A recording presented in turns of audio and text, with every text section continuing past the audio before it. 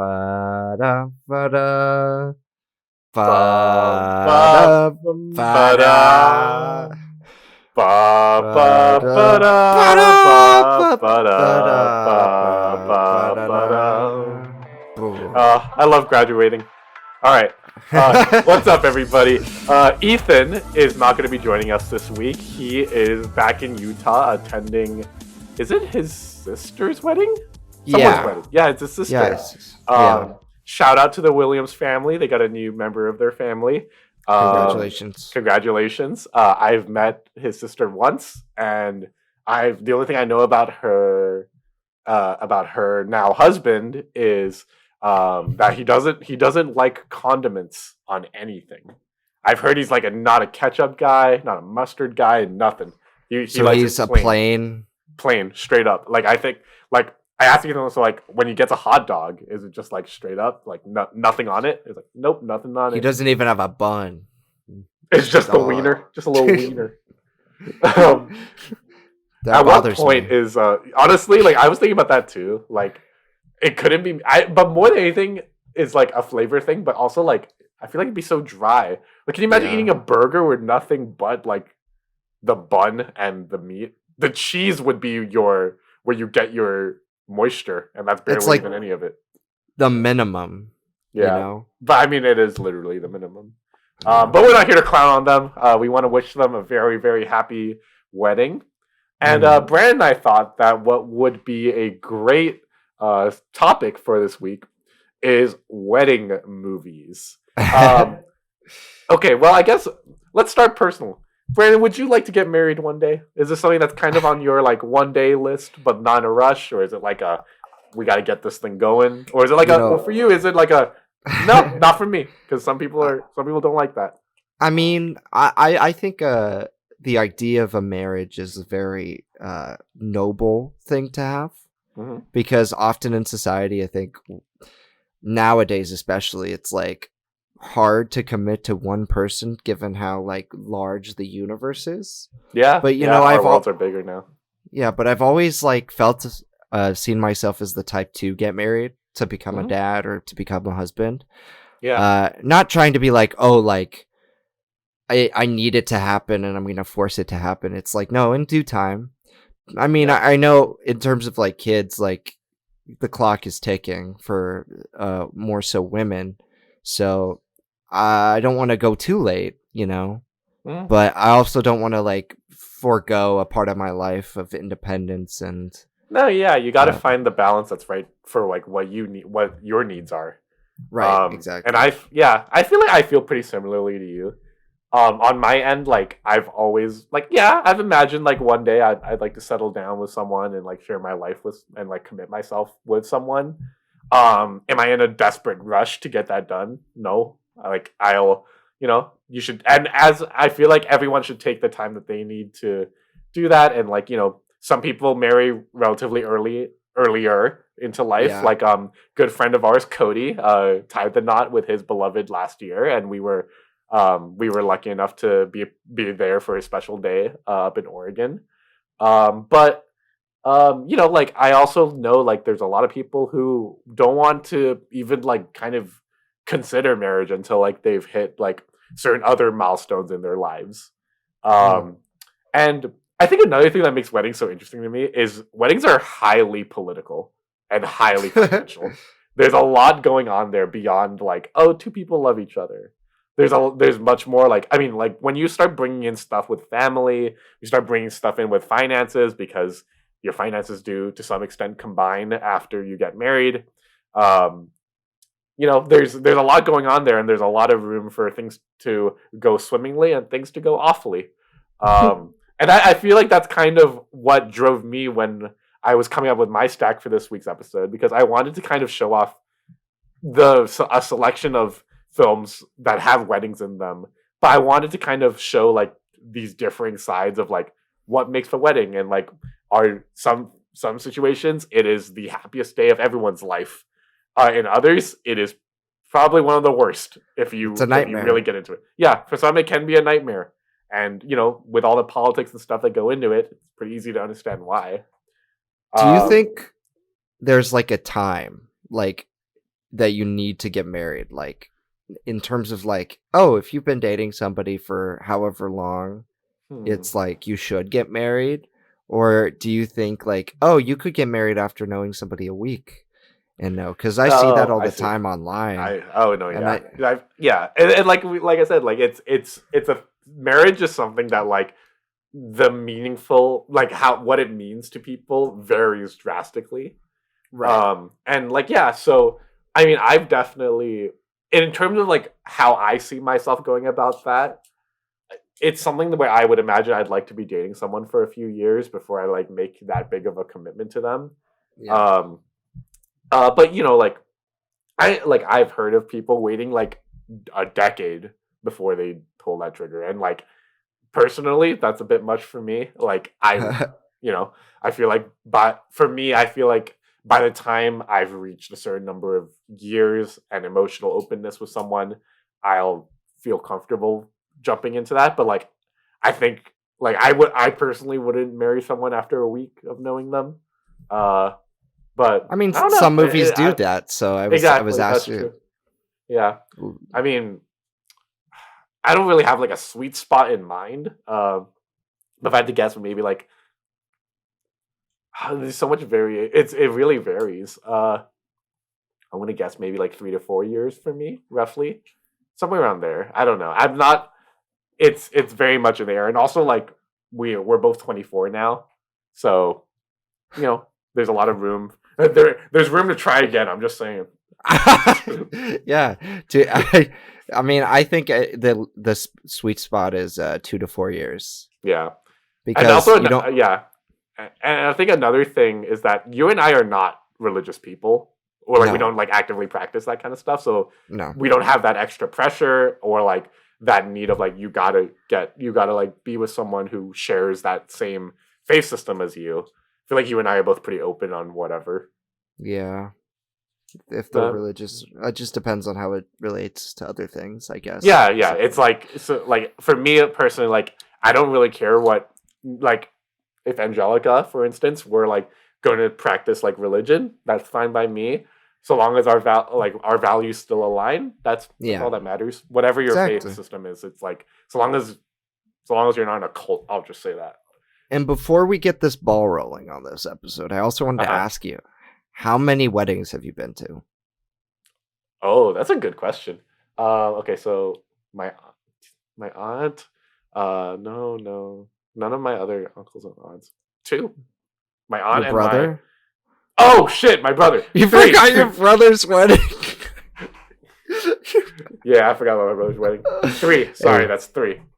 Yeah, my Patrick. aunt, my brother, and now Cody.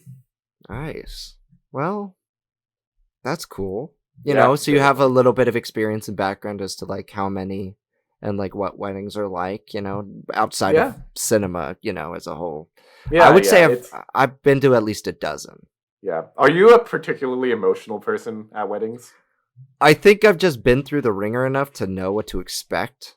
Uh And huh. so the more I'm emotionally attached to the people involved, the more likely I am to get involved with the nitty gritty. Because I've been to weddings as simply like a family friend or a party guest, like basically Right. because More they like wanted out to. of right. More of out of like a social obligation rather than like a I want to be there for your special day.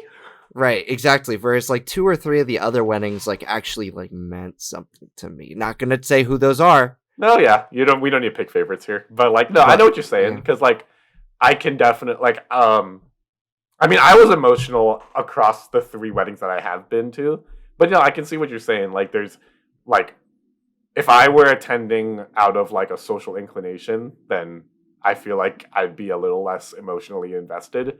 But because those three weddings are people I'm quite close with, yeah, it was a very emotional experience. Um, Well, I hope my own wedding would be an emotional experience. I'm sure it will. Hopefully for you. No. No, you'll be numb at your wedding. We'll be like, You're like, nah. Do you I do you do. take her? Yeah, sure. Oh, should we get into this thing? Yeah, let's do it. Yeah. All right. So, why don't you kick us off? Do you have a wedding movie you want to start off with? Well, Yeah, I feel like we need to acknowledge the fact that sometimes wedding movies, because like they are so easily produced, are not Mm. very good. And I feel like Yeah. we knew to acknowledge great wedding scenes and or weddings in like poor wedding movies. I Mm. think of a Twilight Breaking Dawn Part One. Oh yeah. Beautiful, beautiful wedding ceremony there. Very much like Cody's in nature, which I Yeah. respect.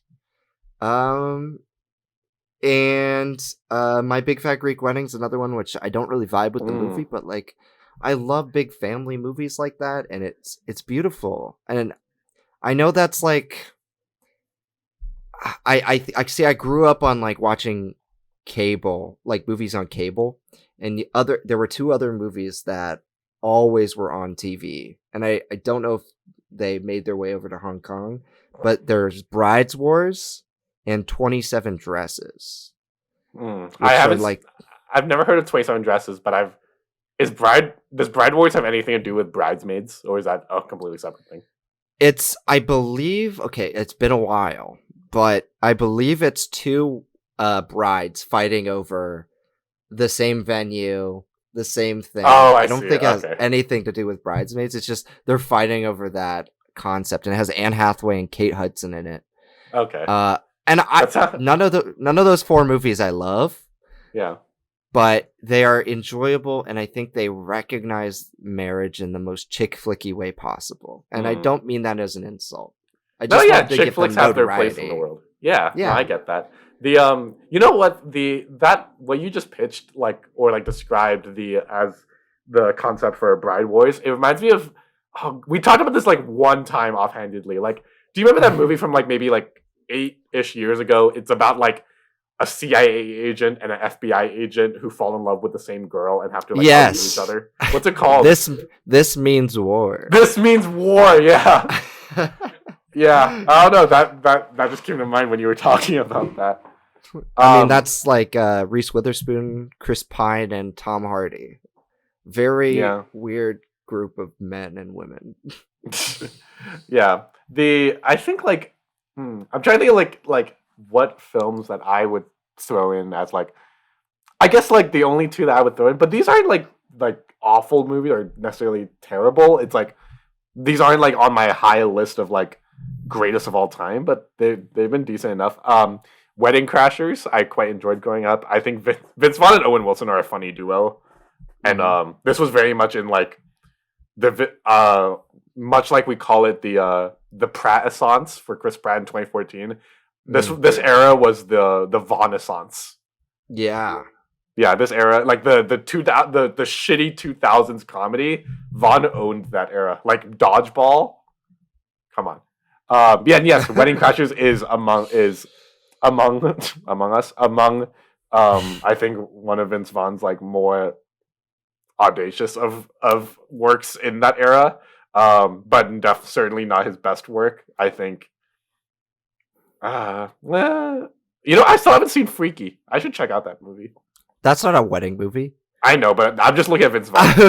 Okay, we're getting off topic. Okay. But yeah, so like that's kind of like what I would throw in for like this like that kind of era of sleazy like wedding films. I think the only film on here that would compare, maybe even just tonally, have you seen Steve Martin's Father of the Bride? No, but I was gonna talk about the original from 1950. Oh right, yeah, I forgot this was a remake. Yeah, it's a Vincente Minnelli film. yeah. It was nominated for Best Picture, which Was it good? I mean, you give it 4. yeah, I think it's a really well made movie. Looking at Father of the Bride, you look at that movie and you say comedies don't really get acknowledgement by the Mm. Academy or any awards body because I think there's just a negative eye cast upon them because they're not taking themselves too seriously. Yeah. Whereas Father of the Bride has this like unique approach because it's a guy who's like disapproving of his daughter's partner and the idea of a marriage for her because she's so young, but also he has to foot the bill for all of this stuff. And basically, there are so many responsibilities that he has, and for a I wedding love that he doesn't even want to have happen. right, and that's very it's great. I don't have like obviously I don't have a father-daughter relationship, but I have a sister, and I can imagine um, if my dad was a more conservative person, that he would react the way Spencer Tracy does, or I'm assuming how Steve Martin does in The Father of the Bride. And it's just such a heartwarming film because it's like the dad grappling with him trying to give his daughter away. Hmm. And it's funny, it's heartwarming, it's absurd. And honestly, the original, I don't know if like the Steve Martin one is, but there's some surrealist elements in there in terms of Oh the no, production design and that's cool subjectivity though. of that. Yeah, which is super strange to see in a 50s comedy. It's not like Yeah. the style of the movie. It's not a Buñuel movie by any stretch of the imagination, but it captures this wedding and like the toughness of it all Hmm. in like really good stride. Hmm. Because there's difficulties in marriage. Like you said, it could be a nightmare. I guess for the father of the bride, it was. I don't know if you feel the same about the. You could talk about the remake because, like, I have no idea if that's anywhere Yeah. close to it. Well, just from, I mean, the general concept is essentially the same. Father doesn't want this wedding to happen, but it has a lot of responsibilities for it because he is like going to be fronting it as well as just like organizing it, pulling it together, and also dealing with the emotional, package that is like basically giving your daughter away and like letting her kind of like flourish into her own human. Um, so yeah, I mean, like that's pretty much it. The movie is like it's one of those movies that do you ever have those movies that for some enigmatic reason when you were growing up it was just on a lot? Not even necessarily Uh, because you liked it all that much. It was just like your mom played it a lot, or like your sister, or just yeah, like those ones that were just there all the time. And all Father about of the Bride, Steve. yeah, everyone has those films. Like I also had that with like I had that with Little Mermaid for a few years. But Father of the Bride was definitely among the ones that like really stuck out to me when I was a kid. My mom loved and sister loved this movie. And I can see why. It's very charming and really like light and breezy, which I think is something I would quite miss from like these '90s comedies. Um, and like we've talked about this, but like the studio comedy is dying or almost damn near dead at this point. Yeah, They're like if they're not going straight to streaming, they're just gonna get shafted and like no one's gonna watch buried. it. Yeah, because like It's like nowadays, yeah, nowadays people get their comedy fix on like TV or the internet, which is kind of sad because I think theatrical comedy is fun, but whatever. Yeah, Father and Bride is a really sweet movie, and there's actually a really tender heart to this movie, which I was not expecting when I first saw it. But dude, you should see Father of the Bride 2 is pretty insane. Brandon, in this movie, so Steve Martin as the father in the first movie, he and his wife they're gonna have a baby, oh, but then as a twist, his daughter is having a baby as well, and that's like that leads into like conflict between like you're not ready, even I'm not ready, and then but then it's also like but there's also they come back together and family and yeah. it's sweet. I want to shift gears here and I want to talk about something a little bit more crazy of a wedding movie. I want to talk about Baz Luhrmann's Romeo plus Juliet. My goodness, that movie's That insane. Yeah, okay, first of all, Baz Luhrmann is on some other shit. I don't know what this guy does, but he has such a style in his movies that like it or not, it's a style that does really stick out. I have You not know seen when it's how Lerman. yeah, you know when it's Luhrmann. Yeah, you can definitely say that. I've only seen one, two. No, I've seen three of his movies. I've seen Great Gatsby, Romeo plus Juliet, and Moulin Rouge. I skipped Elvis last year because Because I it's don't. not good. Frankly, I don't. I just don't care. But but Romeo plus Juliet. I mean, like for anyone who doesn't know, Romeo plus Juliet is a Shakespeare retelling, obviously, um, played by Leonardo DiCaprio as Romeo. Which, for anyone who doesn't know, that's like, and Claire Danes. Yeah, Claire Danes is Juliet, and they play this movie as like they still speak is it Middle English, um, which is what the original text was written in. However, this movie is set in a contemporary Miami, Yeah, or which is like really bizarre. But they use all the same dialogue. Like for example, like when they say like like draw your like spear or draw your sword. Yeah, draw your Yeah. sword. They pull out like their pistols, and on it is like an engraving that says sword. You know, Yeah. because like, and then they go about like telling that story in this way, which I will at the very least say is incredibly unique, not unlike anything I've ever seen.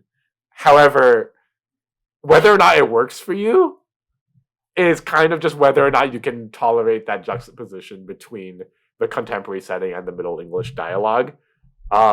It's still a classic story. It works, but just the stylization might jump the shark for some people. Um, I think you and I have pretty similar feelings on this movie, Brandon. Do you have anything you want to share about Uh, it? I like this movie. I think this is probably Baz Luhrmann's best movie. Yeah, I would agree, honestly. I like it more than Great Gatsby because Great Gatsby's a little shiny. It's such a tonal mess. The music in the movie makes no sense to me. Yeah, Like Lana and Del like Rey's in it. Like yeah, what?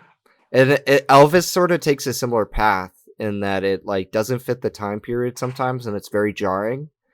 It's like that. It's And like that Mary Pickford movie we watched. right, but like yeah, like what was it called? Fanshawe and the Fetch on the Cricket. Cricket. Yeah, Fetch on the Cricket.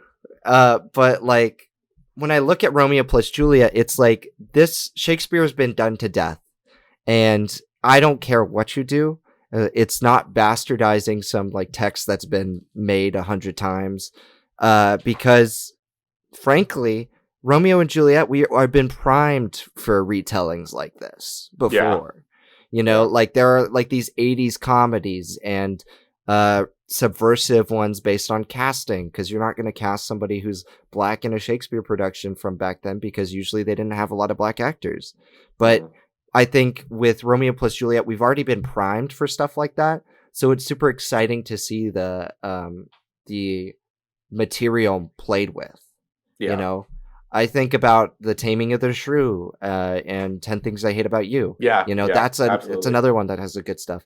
And I mean, the love story here is really good. I think I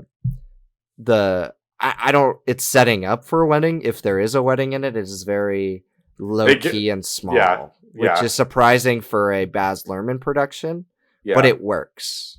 I definitely think one thing that struggles in terms of the text to screen translation of this is that like Romeo and Juliet fall in love the moment they lay eyes on each other in the text, and that like call it what you want, but like that is kind of like of course they fell in love so quickly, which like works in the text because I think because text removes you from the visual and auditory like embodiment of that kind of out there act, it kind of flows.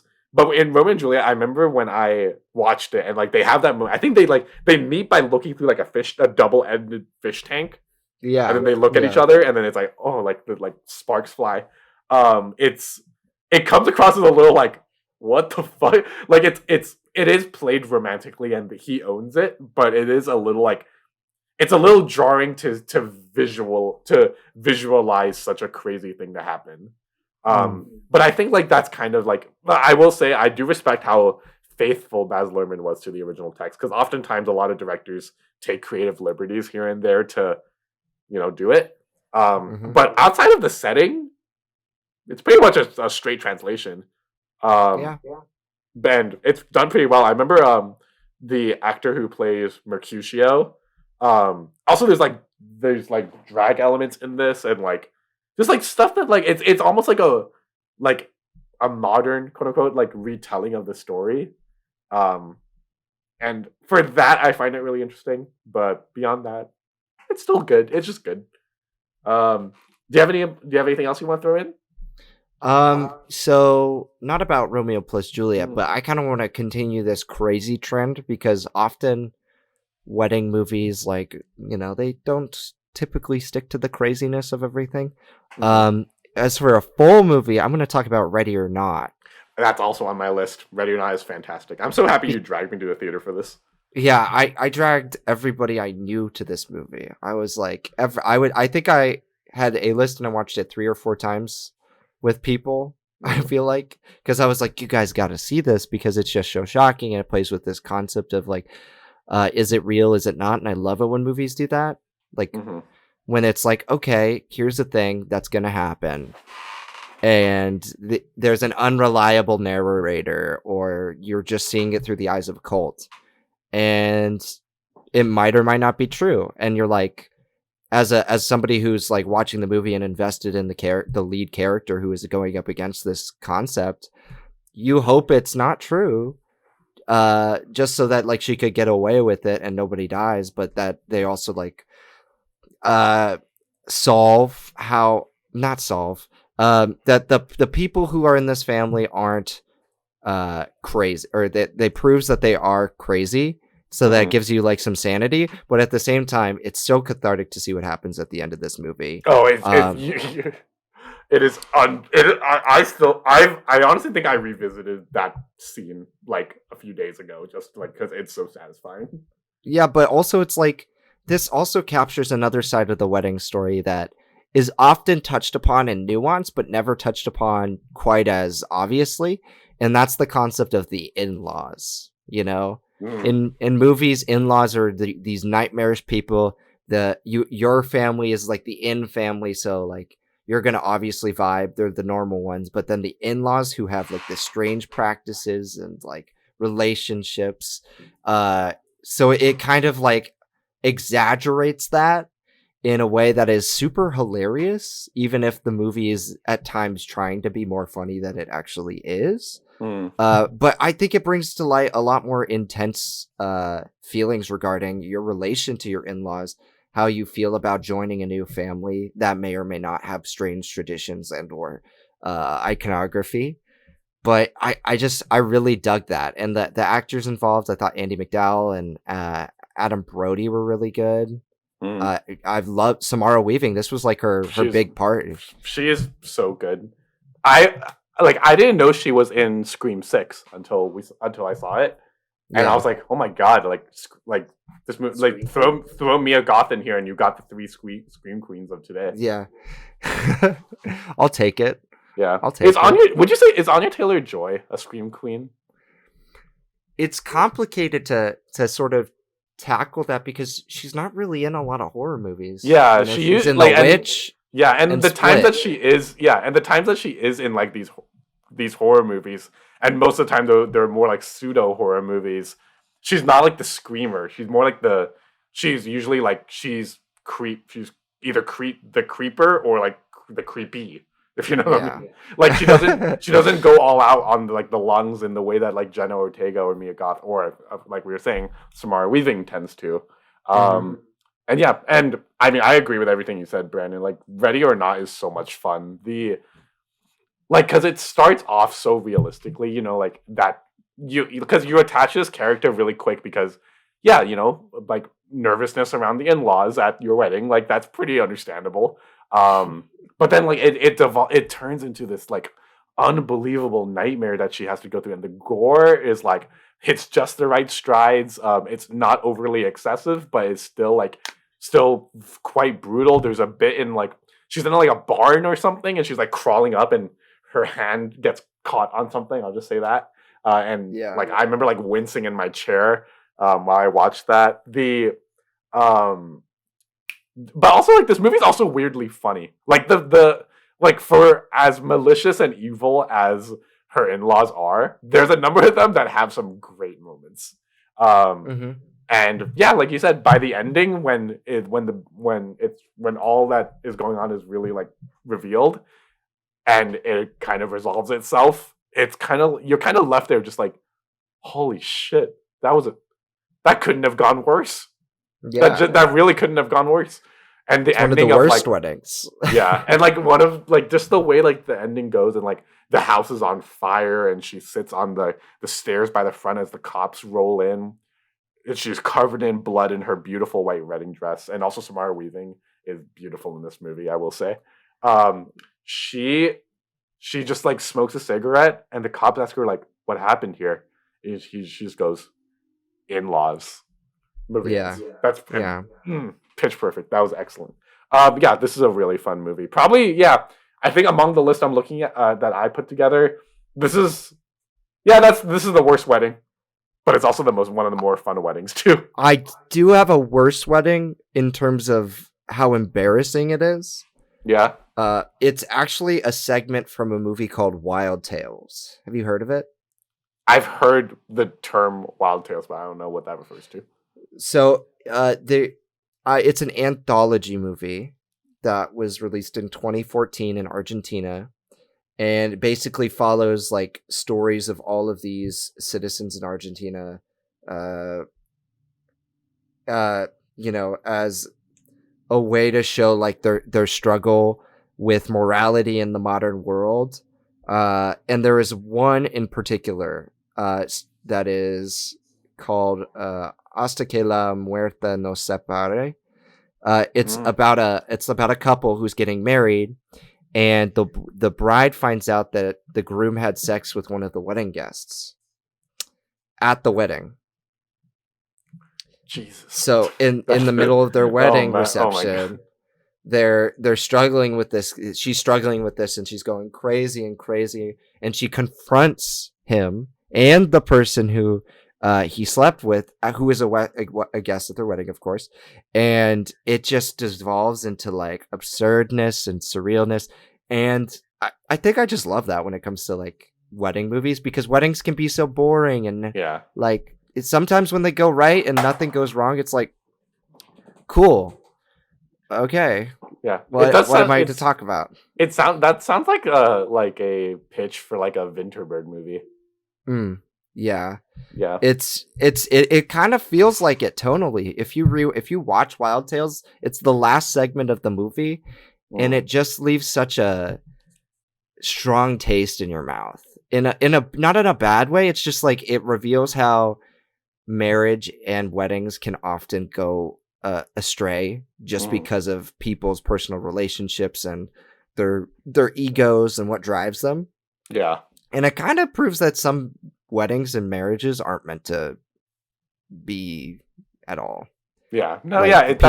That's kind of the sad thing about marriage is like it's a sad fact that half of marriages end in divorce, yeah, it's which pretty is sad. like which is kind of sad because like you would like I'd like to I wish we lived in a world where like everything goes beautifully for everyone, but unfortunately we don't.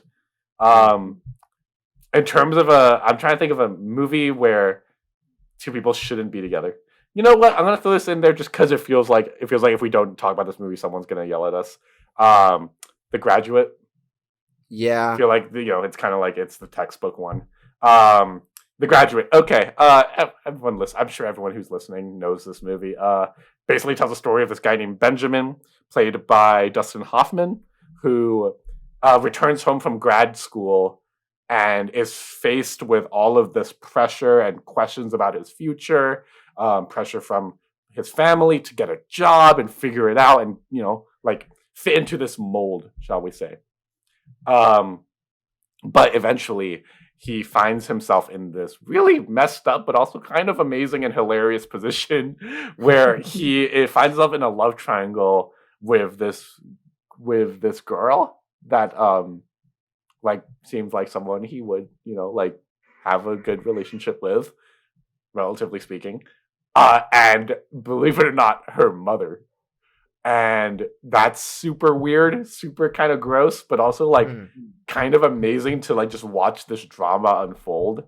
But also it's always grounded by like this whole thing about like this person kind of looking to the future and trying to like get a grip of things. And the reason I bring this up for movies that where two people might not necessarily want to be together, throughout the movie I felt like I was positioned to kind of root for him to go with the daughter. It just seemed like the romantic, like this is the choice, right? But by the end, obviously, The Graduate has a very famous ending, Iconic. Yeah. iconic ending where you have this incredible moment where the Ben and Elaine, who's the daughter, he runs to a wedding that she's having with someone else, and basically just breaks her out of it, and they run off. They run off together, and it's kind of it's contextualized as like this fuck the system. We're gonna go do what we want to do, and like we're gonna love each other, and we're gonna leave, and we're gonna run away, and have this great life together. But then they get on this bus and they sit there, and there's this sobering moment where you can tell the like it, or at least the way it comes across is like these two characters are being faced with the gravity of the decision they just made, and makes them question, was this really the right choice to make for them, or was this just an impulsive, terrible mistake that they just made? And I felt like that was really incredible because I feel like that lines up with kind of the counterculture, um the counterculture culture that of existed the time. of the Yeah. time. Yeah, and like it I thought that was just fantastic. I mean, I think when it comes to The Graduate, it's like this. It's subversive, like you said, but it's also pointing out how, like, and I hate to say this because there is no wrong reason, but there are things that I would consider marrying for the wrong reasons. Mhm. Getting Absolutely. it's this sense of stability, because if he's trying to figure out his future, like, I can understand somebody who's straight out of college jumping into something because they need that sense of stability. It's helpful for them to cope with the world that they live in, and to go back to something comfortable. And what seems at the time a good idea is not often a good idea. Yeah. No, yeah. This is definitely a great example of like the like we talked about how in the beginning of this episode we talked about how everybody has their own reasons and their own approach to where they see the value of marriage. But like this movie, I think, does a really great job of articulating the the kind of romanticism that comes with it, and just like examining how infectious it is, and how Mm. you can almost like you get lost in the sauce, if you know what I mean. Yeah, Um, kind and of. yeah, um, in terms of a movie, and now I want to shift gears to movies where, unless you have another one that's like people shouldn't get married or it's a bad wedding, No, let's switch gears to a happier wedding. I have mostly good stuff from Okay. here on out. Okay. I have one more of like the negative one, but it ends well. Um, the first Shrek movie, Lord Fuckwad and Fiona. That wedding is, I mean, it's hilarious just because of like, there's just like a lot of like little images throughout that movie where it's like that wedding is hilarious. Like the whole like, you remember like the wedding cake, and then but Farquaad's like sculpture at the top is like way taller than he really is, so Fiona like shrinks him into the cake. Mm-hmm. It's Um, amazing. yeah, and like just like it's like your classic like, do you take blah blah blah? Door slams open. I'm checked.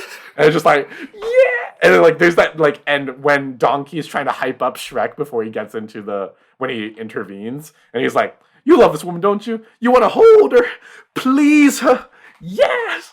Then you got to try a little tenderness." Chicks love that romantic crap. And yeah, this movie's wedding scene is pretty hilarious. There's a dragon that eats the groom. It's kind of amazing.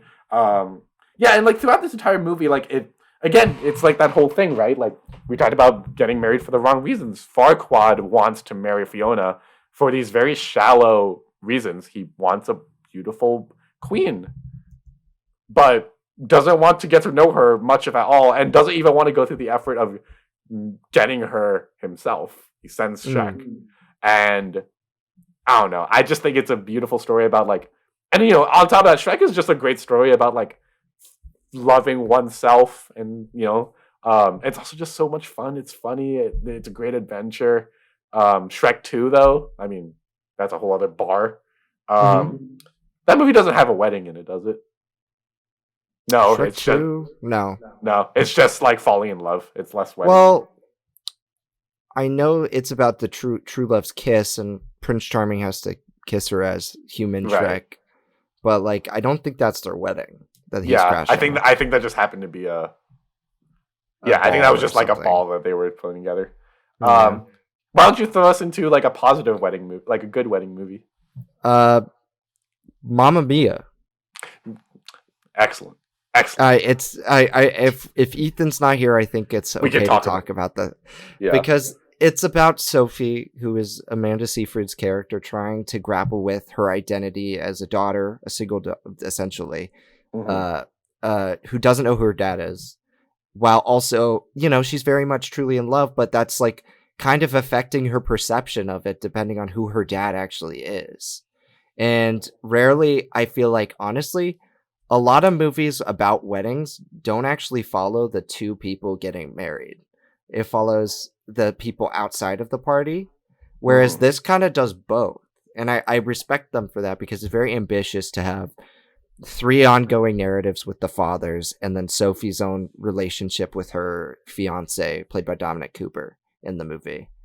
And I think the wedding's very beautiful, and I think the message it makes is very beautiful. And then it's not actually, Sophie who gets married in the end. It's a subversion. It's actually Meryl Streep's character, Yeah, Donna. Donna. Yeah. And it's so lovely because it's saying, no, we're going to wait a little bit, but that doesn't mean we won't. And they do, I think they do between movies. But yeah, I just think it's a very positive statement on love and marriage and how it could happen at any time. Yeah. That's true. This is like Mamma Mia, like it gets its share of hate because of its kind of like very theatrical like musical kind of The sensibility. style. The Yeah. style. But like no, yeah, like Brandon, you and I have for years defended these two movies, and we have fervently defended the sequel, which we both Yeah. agree stands firmly on its own. Yes, it Um, is its own thing. You don't even need the first yeah, one. you honestly don't even need the first one. I'm not even kidding. But this like the first movie is something really special. I remember being in like okay, little tidbit. There's the only real like DVD or Blu-ray whatever store that was present in my childhood. We didn't have like a Blockbuster or a Redbox. It's this place called HMV, Home Movie Video. I don't know but everyone just called it HMV. And Yeah. I remember walking by the Mamma Mia DVDs one day and just being like, "Is this Greece? I want to go to Greece." And yeah, and I don't know, it's it's extremely white, but like I don't care. It's fucking Mamma Mia. It's not a big deal. And like I don't know. It's a very like charming movie. And like you said, yeah, the twist where it ends up being Donna that becomes the bride rather than Amanda Seyfried's character Sophie. It works, and like I don't know. I think the drama between the characters is oddly compelling for such a shallow music, like what you would imagine as a pretty shallow musical. Yeah. But it's compelling and like, oh my god, I don't like. I'm looking at the banner on Letterboxd for this movie and like, who is that? Yeah, Skarsgård. Skarsgård staring down the camera ain't pretty. Who chose that? Pierce Brosnan, Colin Firth, and Stellan Skarsgård could be your dad. You blessed. This girl's blessed. It's such a positive outlook on marriage as an It is. institution, and the Yeah. wedding is gorgeous, Yeah. and it's not positive in the sense that it's naive, even Mhm. though, like, arguably because it's a musical, you might think, oh, it's just so naive because every character in a musical acts like a child when they're singing and dancing. Yeah. Adults don't usually do that unless they're like in the theater. Mm. So to see like a film that like, yeah, it's embracing of marriage and a wedding, but it's not like all gung-ho about it because there are doubts. There are people who need time, and Donna needed her time. 40 years of waiting, basically, or something. 30 to 40 years of waiting before she married Sam. So that's a good one. Mm. I don't know if you thought of this as a marriage movie, but Palm Springs from 2020. That is kind of, yeah, that is a marriage movie. A wedding, Yeah. because they're at a wedding and on vacation. Mm. And yes, it's nihilistic at first to this concept of true love. But once you spend enough days with somebody, doing nothing, doing everything, you start to realize like the beauty of it all, because Andy Samberg's character in that movie is so nihilistic towards it. Yeah. Uh, not just because of his whole predicament, but because just he sees what really happened with the people who are getting married. I believe there was an affair.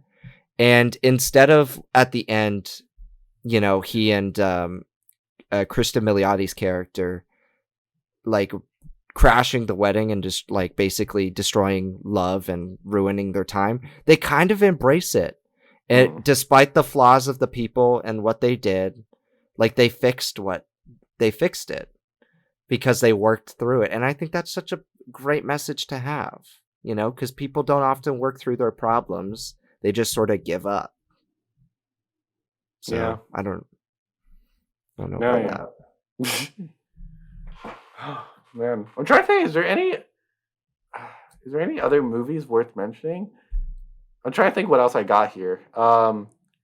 There's this movie that I've wanted to see for a bit, but I haven't gotten around to it. Have you seen this movie? Let me see. No, you have not. None of us have. Not even Ethan. Ozu's Late Spring. I've heard this is a really good examination of that. The logline for this movie is basically that there's this girl. She's like in her mid to late 20s. She lives at home with her widowed father. And in the movie, the whole predicament is that the girl's aunt convinces her father that unless she marries off soon, she will remain alone for the rest of her life, which I know is a very negative thing to say, and I don't think that's true. However, the movie has more to do about this father learning to reconcile with his daughter fostering a life of her own, and him. From what I can gauge just from like the Letterboxd description, is probably about him also learning to seize his own life, which he learns by releasing his daughter from his care, or maybe not care, but from his home, and like allow her to kind of go about life as an adult. That's a movie which concept is just like, I mean, that just lends perfectly to Ozu's style, but also is like, that's a really beautiful thing, because I think I would imagine a lot of families and especially parents have to deal with that. I mean, like this movie's probably like, I can imagine this movie is just as if not more depressing than Tokyo Story. We love Ozu. We do love Ozu. Man's a master.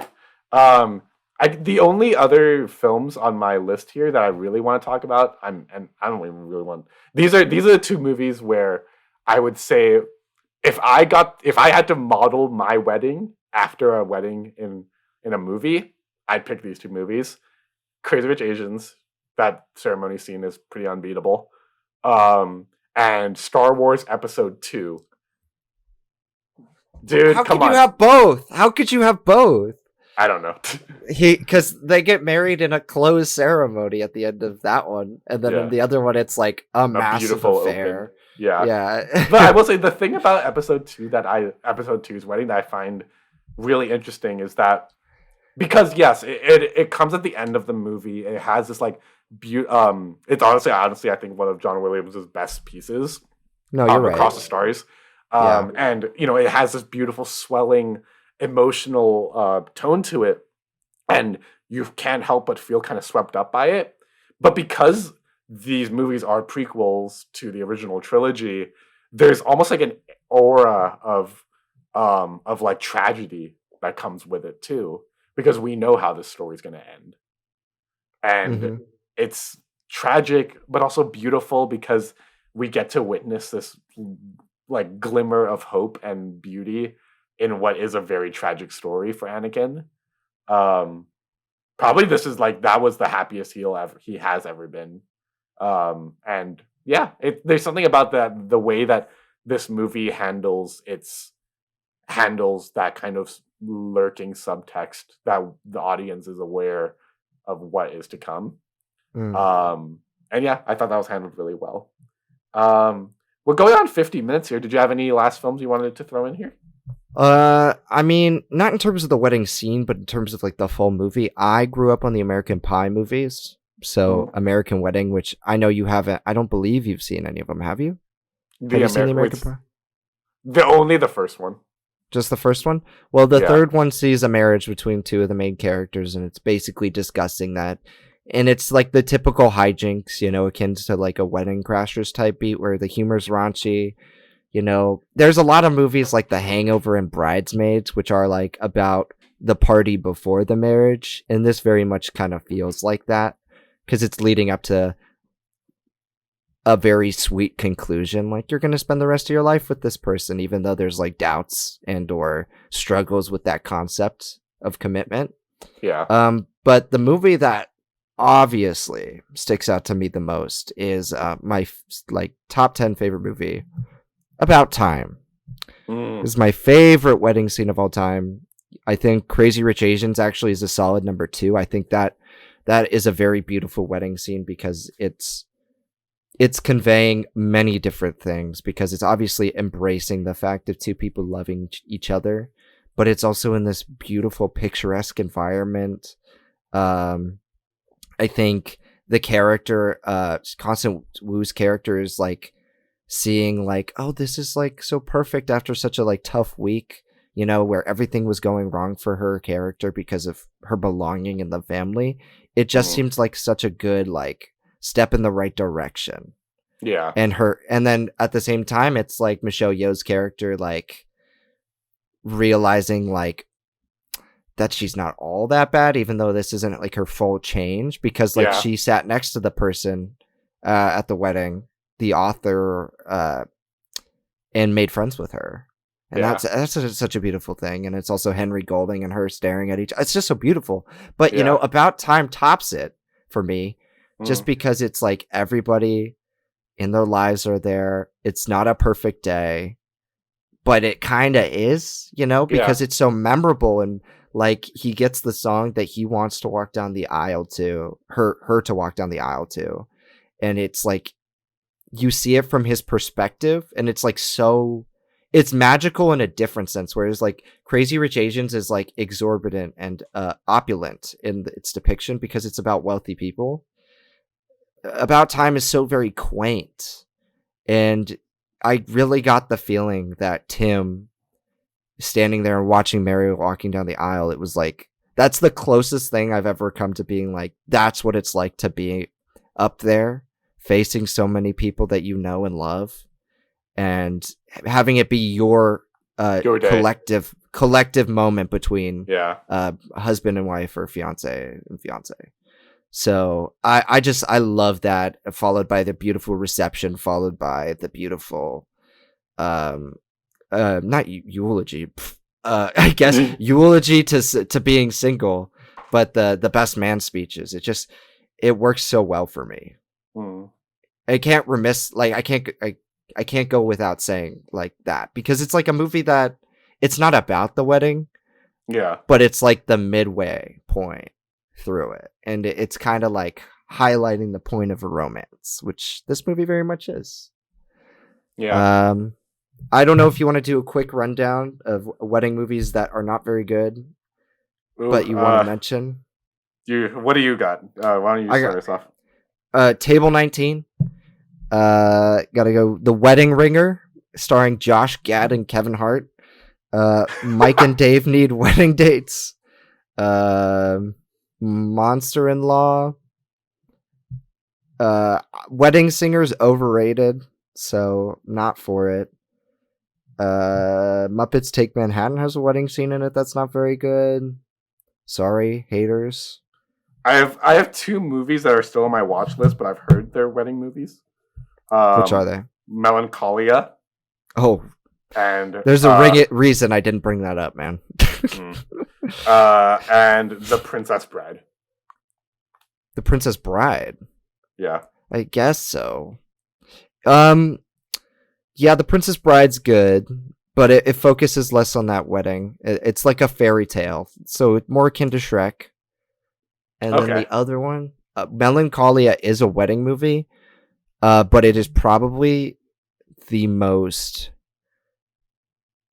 sad wedding movie there is, because it's not speaking on the institutions of marriage as it is speaking about an individual and how that is a marriage affects them.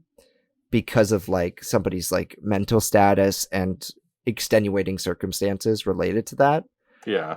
And it's so hopeless and sad. I mean, Trier is just a psychopath when it comes to love. Like, I Yeah. don't know if any of his movies that I've watched are embracing of it. In fact, like Nymphomaniac does the opposite in a lot of ways. Yeah. I'll throw in one more movie. This technically isn't a wedding movie; it's more of a marriage movie. But I think because of that, there's a parallel there. I can extend that branch to it.